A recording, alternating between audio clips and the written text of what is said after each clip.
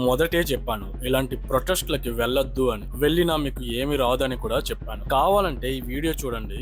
పేరు జునైద్ ఖాన్. సీజేపీ వాళ్ళు ఇతన్ని యూజ్ అండ్ త్రో చేశారు అంటున్నారు. అలాగే ఈ వీడియో కూడా చూడండి.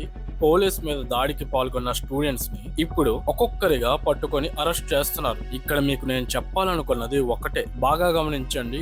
దీప్కే మరియు వాళ్ళ సపోర్టర్స్ బాగా ఎంజాయ్ చేస్తున్నారు, కానీ జైలుకి వెళ్తున్నది మాత్రం మీరు.